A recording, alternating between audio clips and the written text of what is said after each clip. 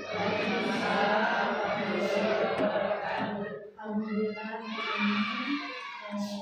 kita bisa berkumpul di acara penyelarasan visi misi serta tujuan sekolah dengan pembelajaran dalam di Salatiga. Dengan susunan acara: 1. Pembukaan penyelarasan visi misi dan tujuan satuan pendidikan dengan pembelajaran mendalam di SDN Cisarangi 2. Yang kedua, menyanyikan lagu Indonesia Raya. 3. Pemaparan materi penyelarasan visi misi dan tujuan sekolah dengan pembelajaran mendalam oleh Ibu Kepala Sekolah SDN Cisarangi 2. 4. Doa tutup yang akan dibacakan oleh Bapak Hakim. Acara kita buka dengan mengucapkan basmalah bersama-sama.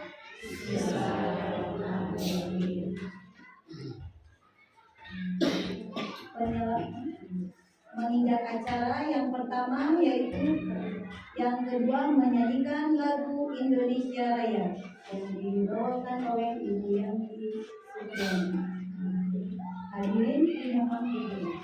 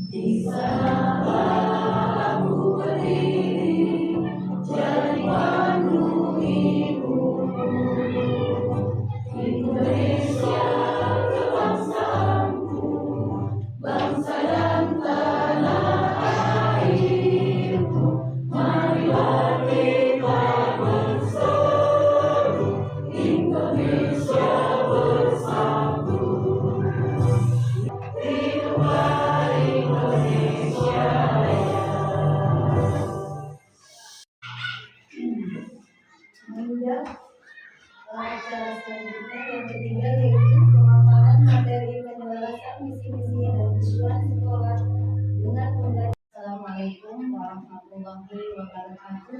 Waalaikumsalam warahmatullahi wabarakatuh. Yang saya hormati Bapak Ketua Komite beserta jajarannya, yang saya hormati Dewan Guru SDN Cisarangi 2, yang saya hormati wali murid, orang tua wali murid dari kelas 1 sampai kelas 6. Alhamdulillah, puji dan syukur kita panjatkan kehadirat Allah Subhanahu wa Ta'ala bahwa hari ini kita dapat bertemu bersilaturahmi dalam kegiatan penyelarasan visi, misi, dan tujuan satuan pendidikan dengan prinsip pembelajaran mendalam dan 8 dimensi profil lulusan. Shalawat serta salam tak lupa kita curah limpahkan kepada junjungan kita Nabi besar Muhammad SAW, kepada para keluarganya, kepada para sahabatnya, dan kepada kita selaku umatnya yang senantiasa kita nantikan syafaatnya di yaumul akhir ini, ya Allah ya Rabbal. Hadirin yang saya hormati, untuk pemaparan hari ini, pemaparan tentang penyelarasan visi misi dan tujuan satuan pendidikan dengan prinsip pembelajaran mendalam dan 8 dimensi profil lulusan. Yang akan kita bahas hari ini yaitu ada 6. Yang pertama, pengantar penyelarasan visi misi tujuan. Yang kedua, konsep pembelajaran mendalam. Yang ketiga, dimensi visi misi tujuan dalam rubrik pembelajaran mendalam. Yang keempat, visi misi tujuan satuan pendidikan. Yang kelima, strategi penyelarasan visi misi dan tujuan. Yang keenam, prinsip-prinsip penguatan kepemilikan visi misi dan tujuan. Yang pertama, pengantar penyelarasan visi misi dan tujuan. Penyelarasan visi misi dan tujuan adalah langkah strategis untuk mendukung pembelajaran mendalam. Visi misi tujuan bukan sekedar dokumen administratif, tapi penentu arah pembangunan satuan pendidikan. Tujuan utama dari penyelarasan visi misi dan tujuan itu untuk meningkatkan kualitas pendidikan berbasis eksplorasi, refleksi, kolaborasi, dan inovasi. Selanjutnya, ini ada konsep pembelajaran mendalam. Di dalam konsep pembelajaran mendalam itu ada yang namanya fokus pada pengembangan 8 dimensi profil lulusan.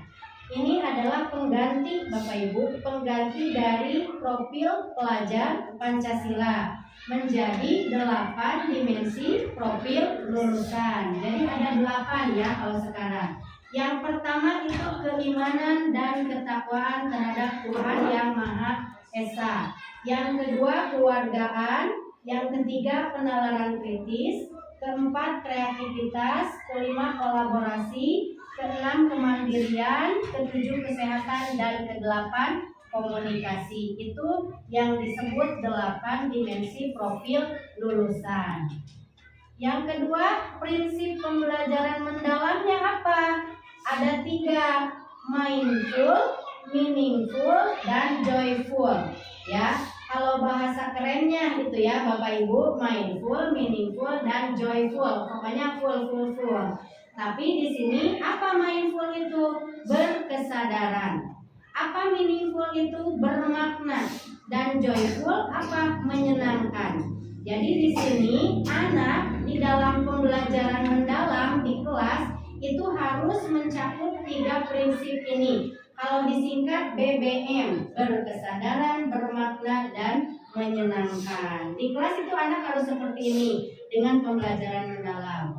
Yang ketiga, membangun pengalaman belajar dengan 3 tahapan. Yang pertama, memahami, mengaplikasi, dan merefleksi. Jadi ini pengalaman belajar anak di kelas itu ada 3 tahapan. Tahap memahami, tahap mengaplikasi, dan tahap merefleksi, atau disingkat 3M, memahami, mengaplikasi, dan merefleksi. Yang terakhir, melalui 4 kerangka pembelajaran. Apa saja 4 kerangka pembelajaran itu? Yang pertama, praktek pedagogis. Ini praktek pedagogis, siapa yang harus memiliki ini? Ini praktek pedagogis dimiliki oleh Bapak Ibu guru kita semua. Ya, terus kemitraan pembelajaran. Siapa kemitraan pembelajaran ini? Hari ini kita semua kemitraan pembelajaran hadir di ruangan ini. Kepala sekolah, dewan guru, komite sekolah, dan Bapak Ibu sebagai orang tua wali. Lingkungan pembelajaran. Lingkungan pembelajaran yang mana? Ini lingkungan pembelajaran bisa di dalam kelas, bisa di luar kelas, sesuai dengan materi yang diajarkan oleh Bapak Ibu guru di kelas masing-masing. Dan yang terakhir adalah pemanfaatan digital. Ini kenapa kita harus ada pemanfaatan digital? Sekarang adalah eranya era digital. Makanya di pembelajaran sekarang ada mata pelajaran coding, Bapak Ibu ya. Untuk kelas 4, kelas 5, kelas 6 itu ada pembelajaran coding. Masuknya ke sini. Ke 4 kerangka pembelajaran bagian pemanfaatan digital. Selanjutnya, ini penjelasan 8 dimensi profil lulusan. Yang pertama, keimanan dan ketakwaan. Anak di sini individu yang memiliki keyakinan teguh akan keberadaan Tuhan Yang Maha Esa dan menghayati serta mengamalkan nilai-nilai spiritual dalam kehidupan sehari-hari. Ini anak harus seperti ini, ya. Kewargaan individu yang memiliki rasa cinta tanah air serta menghargai keberagaman budaya, mentaati aturan dan norma sosial dalam kehidupan bermasyarakat, memiliki kepedulian dan tanggung jawab sosial. Yang ketiga, penalaran kritis. Individu yang mampu berpikir secara logis, analitis, dan reflektif dalam memahami, mengevaluasi, serta memproses informasi untuk menyelesaikan masalah. Yang keempat, kreativitas. Individu yang mampu berpikir secara inovatif, fleksibel, dan orisinal dalam mengolah atau informasi untuk menciptakan solusi yang unik dan bermanfaat. Kolaborasi, individu yang mampu bekerja sama secara efektif dengan orang lain secara gotong royong untuk mencapai tujuan bersama melalui pembagian peran dan tanggung jawab. Keenam, kemandirian, individu yang mampu bertanggung jawab atas proses dan hasil belajarnya sendiri dengan menunjukkan kemampuan untuk mengambil inisiatif, mengatasi hambatan, dan menyelesaikan tugas secara tepat tanpa bergantung pada orang lain. Kesehatan yang ketujuh, individu yang memiliki fisik yang prima, bugar, sehat, dan mampu menjaga keseimbangan kesehatan mental dan fisik untuk mewujudkan kesejahteraan lahir dan batin. Yang kedelapan, komunikasi. Individu yang memiliki kemampuan komunikasi intrapribadi untuk melakukan refleksi dan antar pribadi untuk menyampaikan ide, gagasan, dan informasi baik lisan maupun tulisan serta berintegrasi secara efektif dalam berbagai situasi. Nah, ini Bapak Ibu yang diharapkan oleh kita semua di sekolah, dewan guru, komite, dan Bapak Ibu selaku orang tua siswa. Harapannya ini, jadi anak itu harus memiliki semuanya 8 dimensi profil lulusan, ya. Ini harus ada di sekolah. Ini diolah dengan olah pikir, olah rasa, olahraga, ya. Ini semuanya harus ada di pribadi anak-anak Bapak Ibu semua. Ya, selanjutnya, nah ini tadi prinsip yang tadi Bapak Ibu, prinsip pembelajaran yang full, ya, yang mindful, meaningful, dan joyful. Apa itu berkesadaran? Pengalaman belajar peserta didik yang diperoleh ketika mereka memiliki kesadaran untuk menjadi pembelajar yang aktif dan mampu meregulasi diri. Ya, jadi berkesadaran. Anak Bapak Ibu belajar di sini diperoleh ketika mereka memiliki kesadaran penuh akan belajar. Yang kedua, bermakna. Pembelajaran itu harus bermakna. Peserta didik dapat merasakan manfaat dari belajar dan relevansinya dari hal-hal yang IPS, belajar PKN, semua harus bermakna, ya. Ini harus dirasakan oleh anak-anak didik kita. Yang terakhir, prinsip menggembirakan. Pembelajaran yang menggembirakan merupakan suasana belajar yang positif, menyenangkan, menantang, dan memotivasi. Jadi belajar itu kalau misalkan sekarang itu harus dibawa anak itu gembira, bahagia, ya. Jadi tidak akan merasa takut. Saya takut belajar, rata-rata anak takut belajar matematika, ya. Takut belajar matematika. Kenapa menyeramkan matematika sampai takut? Nah, kalau sekarang ada namanya prinsip pembelajaran menggembirakan. Jadi anak dibawa bahagia, dibawa gembira, supaya anak tidak takut kepada pelajaran apapun. Dan ini prinsip dalam pembelajaran mengajar. Pedagogis itu strategi mengajar yang dipilih guru untuk mencapai tujuan belajar dalam mencapai dimensi profil lulusan.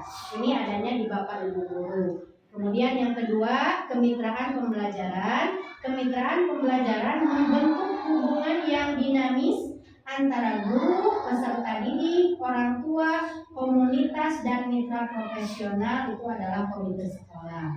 Yang ketiga, lingkungan pembelajaran. Lingkungan pembelajaran menekankan integrasi antara ruang fisik, ruang virtual, dan budaya belajar untuk mendukung pembelajaran mendalam. Yang keempat, pemanfaatan digital. Pemanfaatan digital juga memegang peran penting sebagai katalisator untuk menciptakan pembelajaran yang lebih interaktif, kolaboratif, dan kontekstual. Ini anak-anak kalau belajar, contoh saja di kelas 6, karena gurunya suka menggunakan digital, mereka senang. mereka asik. Jadi sekarang alhamdulillah kelas 2, kelas 3 sudah dicoba ya dengan menggunakan digital. Apalagi sekarang kita sudah punya Chromebook banyak, jadi bisa dimanfaatkan oleh semua. Karena mereka menyenangkan Bapak Ibu. Kalau menggunakan digital itu mereka menyenangkan ya. Selanjutnya ini dimensi visi misi dalam rubrik PM.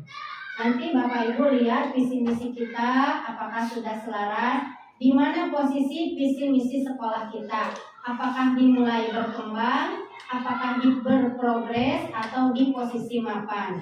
Mulai berkembang itu ada strategi tertulis tapi belum konsisten. Berprogres, strategi dipahami bersama. Sebagian besar keputusan sudah mendukung pembelajaran mendalam. Mapan, visi hidup, dipahami semua warga sekolah, jadi dasar dalam semua keputusan. Ini ada 3 dimensi, mulai berkembang, berprogres atau mapan. Ya. Selanjutnya, apa itu misi dan apa itu tujuan satuan pendidikan? Di sini visi itu adalah gambaran ideal masa depan yang ingin dicapai oleh sekolah Bapak Ibu. Dirumuskan bersama warga sekolah, guru, murid, orang tua, dan komite. Harus ideal, visi itu harus ideal, harus realistis, harus memotivasi dan mudah dipahami, menjadi inspirasi dan pemandu arah strategis. Nah, apa itu misi? Kita punya misi. Misi dilaksanakan kapan? Setiap hari. Cara atau langkah untuk mewujudkan visi. Misi itu cara atau langkah untuk mewujudkan visi. Menjawab pertanyaan, visi itu menjawab pertanyaan, bagaimana kita akan mewujudkan visi tersebut. Nah, dengan ini, dengan misi, berbentuk kalimat tindakan, ya, disusun secara partisipatif agar membangun rasa memiliki. Siapa yang memiliki rasa ini? Misi ke visi ini, yaitu semua warga sekolah, komite, guru, orang tua, dan peserta didik. Nah, tujuan dari visi ini adalah indikator keberhasilan yang spesifik dan terukur. Fokus pada hasil belajar murid, terutama karakter, keterampilan abad 21, dan kesiapan masa depan. Mengacu pada profil lulusan dan kebutuhan kontekstual sekolah. Selanjutnya, strategi penyelarasan visi, misi, dan tujuan. Yang pertama itu analisis visi, misi, dan tujuan lama dengan kebutuhan pembelajaran mendalam. Kedua, pelibatan seluruh warga sekolah, guru, murid, orang tua, komite sekolah. Ketiga, penyusunan visi, misi, dan tujuan baru yang merefleksikan konteks dan nilai lokal. Ini yang sedang kita laksanakan pada hari ini adalah strategi penyelarasan visi, misi, dan tujuan. Nah, ini Bapak Ibu, ini adalah visi sekolah kita. Terwujudnya sekolah dasar yang unggul, yang melahirkan generasi pembelajar sepanjang hayat, berakhlak mulia, dan berkarakter kuat sesuai dengan dimensi profil lulusan. Ya, jadi terwujudnya sekolah dasar yang unggul, yang melahirkan generasi pembelajar sepanjang hayat, berakhlak mulia, dan berkarakter kuat sesuai dengan dimensi profil lulusan. Ini adalah visi sekolah kita. Nah, ini indikatornya, indikator ketercapaian visi. Apa sekolah unggul itu? Sekolah unggul itu menunjukkan komitmen untuk mencapai standar kualitas pendidikan yang tinggi. Yang kedua, apa generasi pembelajar sepanjang hayat itu? Membentuk peserta didik yang memiliki motivasi untuk selalu belajar dan mengembangkan diri, serta menekankan pentingnya menumbuhkan minat belajar yang berkelanjutan pada siswa, bukan hanya fokus pada kurikulum formal. Yang ketiga, berakhlak mulia. menciptakan individu atau kelompok yang memiliki perilaku terpuji sesuai dengan nilai-nilai moral dan etika yang baik, mencakup penerapan nilai-nilai agama, kesopanan, kejujuran, tanggung jawab, dan kepedulian terhadap lingkungan. Dalam tadi bahwa di pembelajaran mendalam itu kita semua visinya harus mengarah ke dimensi profil lulusan. Ini sudah ada, ini indikator ketercapaian visi kita. Ini anak didik kita harus seperti ini, ya. Selanjutnya ini misi sekolah. Misi itu tadi cara, ya, langkah yang diambil untuk mencapai visi, ya Bapak Ibu. Ini langkah kita untuk mencapai visi sekolah kita. Yang pertama, ketercapaian standar kualitas pendidikan dengan meningkatkan kualitas pembelajaran yang mengedepankan strategi pembelajaran melalui pembelajaran mendalam. Yang kedua, membangun kesadaran akan pentingnya pembelajaran sepanjang hayat dengan menyadarkan individu bahwa pembelajaran bukan hanya tentang pendidikan formal, tetapi juga tentang pengalaman sehari-hari dan interaksi sosial. Tidak menanamkan nilai-nilai agama dan moral melalui membiasakan perilaku jujur, amanah, dan bertanggung jawab dalam segala tindakan. Menumbuhkan rasa hormat dan patuh kepada orang tua, guru, dan orang yang lebih tua. Membiasakan disiplin dalam segala aspek kehidupan, serta mengembangkan rasa kasih sayang dan kepedulian terhadap sesama dan lingkungan. Yang keempat, melaksanakan kegiatan pagi ceria, beribadah kepada Allah Subhanahu wa Ta'ala secara rutin dan berkesinambungan dengan cara membaca doa sebelum belajar dan sesudah belajar. Ini setiap hari kita laksanakan, membaca doa sebelum belajar dan sesudah belajar. Terus membaca Asmaul Husna.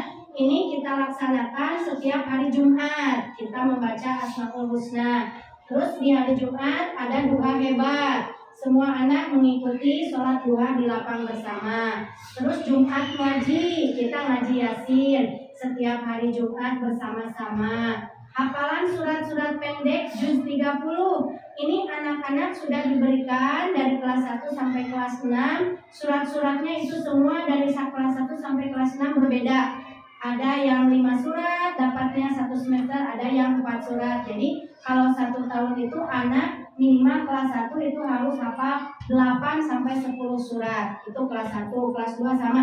Sampai kelas 6 itu selesai juz 30.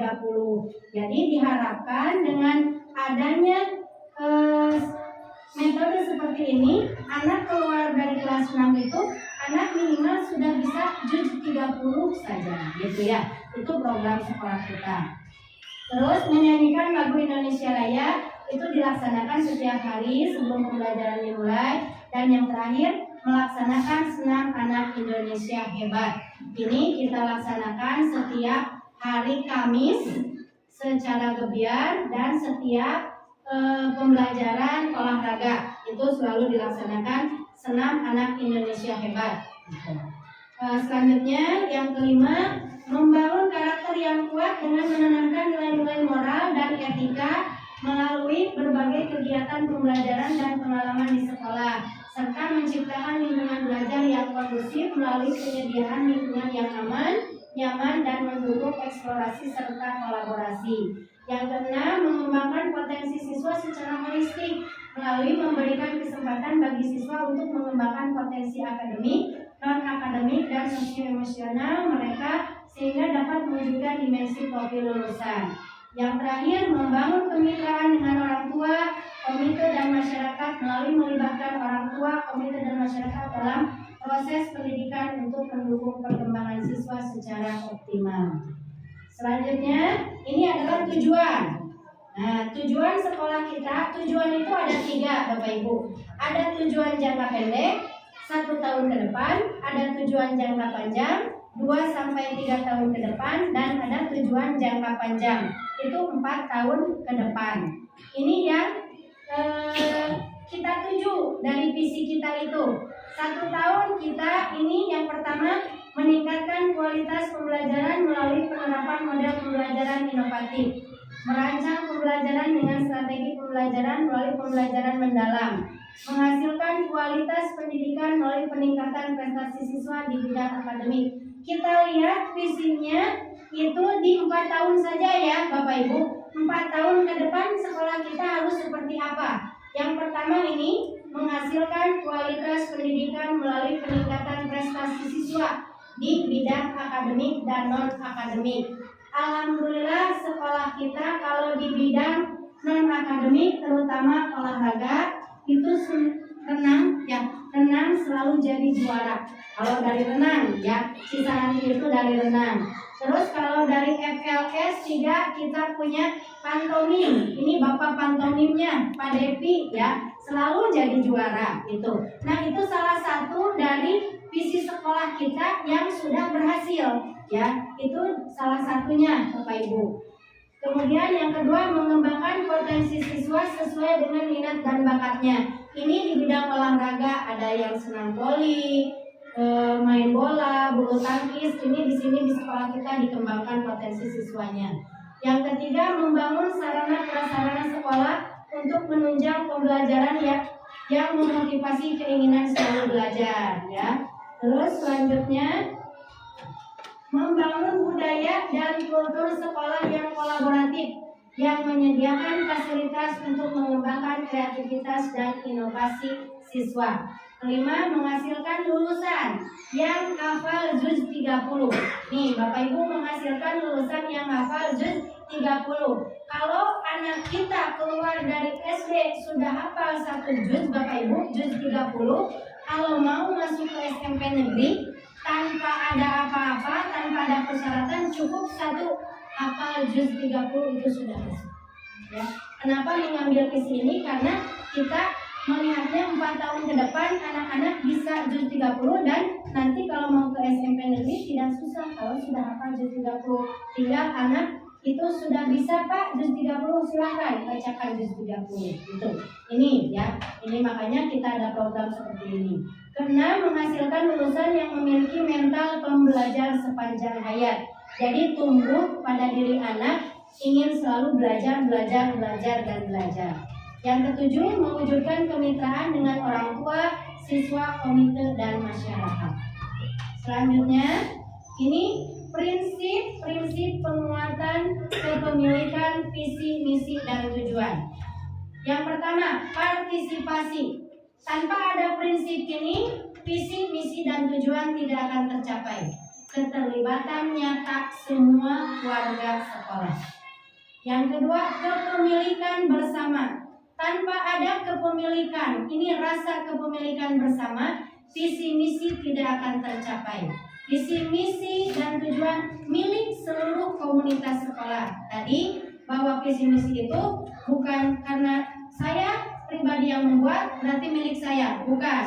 Tapi sekolah memiliki misi, berarti visi dan misi ini punya siapa? Punya kita bersama, ya, punya Bapak Ibu, Bapak Komite, Dewan Guru, dan punya saya. Jadi kepemilikan, rasa kepemilikan bersama. Yang ketiga, prinsip koherensi. Semua program dan kebijakan harus selaras dengan visi, misi, dan tujuan. Jadi 1 minggu anak di sekolah semua ada pembelajarannya dan semua programnya itu selaras dengan visi, misi, dan tujuan.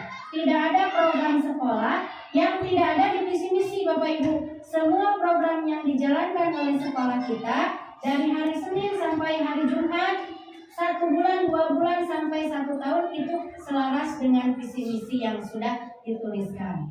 Selanjutnya ada prinsip kolaborasi, menciptakan forum diskusi, tim kurikulum, parenting class. Seperti sekarang, ini kita berkolaborasi ya dengan kemitraan sekolah.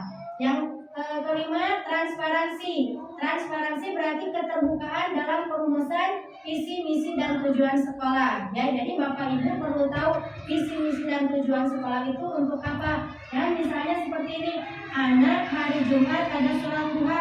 Kenapa harus ada sholat duha? Kenapa harus ada hafalan surat-surat pendek? Kenapa harus ada senam? Kenapa harus berbaca? Sekarang kan sudah tertera ya Bapak Ibu bahwa ini adalah program sekolah yang sudah ada perumusannya di visi, misi, dan tujuan sekolah. Prinsip yang keenam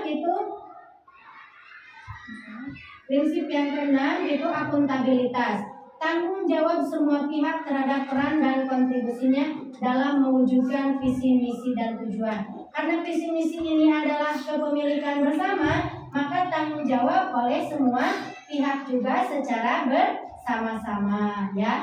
Kemudian yang ketujuh, pemberdayaan. Memberi ruang bagi guru, siswa, dan orang tua untuk berkontribusi. Yang terakhir, keteladanan. Kepala sekolah sebagai role model dalam implementasi visi, misi, dan tujuan. Jadi kembali ke saya selaku kepala sekolah bahwa saya adalah role model. Saya punya visi, misi, dan tujuan. Bapak Ibu komite semua harus ada semua di samping saya. Kita bersama-sama yang mewujudkan visi sekolah. Ini harapan. Nah, ini harapan yang terakhir harapannya. Setelah dilakukannya penyelarasan visi, misi, dan tujuan, diharapkan terwujudnya visi, misi, dan tujuan sekolah yang kolektif dan bermakna. Ya, yang kedua, meningkatnya kualitas pembelajaran dan karakter siswa. Yang ketiga, SDN Cisarani 2 menjadi komunitas belajar yang adaptif, kolaboratif, dan reflektif. Dan yang terakhir, terima kasih. Itu adalah pemaparan sepintas tentang penyelarasan visi, misi, dan tujuan sekolah kita, Bapak Ibu. Mudah-mudahan dengan hanya 30 menit, tapi Bapak Ibu paham maknanya, Bapak Ibu paham arahnya sekolah kita itu kemana, ya. Jadi semua program yang ada di sekolah kita itu sudah ada tertulis di dalam visi misi sekolah kita. Mudah-mudahan semua bisa dicerna dan nanti mudah-mudahan bisa disampaikan kepada orang tua yang lain yang hari ini tidak bisa diwakili hanya oleh 12 orang mungkin ini. Mudah-mudahan semua terwakili dan mudah-mudahan apa yang menjadi ganjalan Bapak Ibu tentang visi sekolah kita sekarang sedikit terbuka. Oh, ini visi misi sekolah kita, tujuannya seperti ini. Yang mungkin seperti itu Bapak Ibu. Wabillahi taufiq wal hidayah. Wassalamualaikum warahmatullahi wabarakatuh. Waalaikumsalam warahmatullahi wabarakatuh.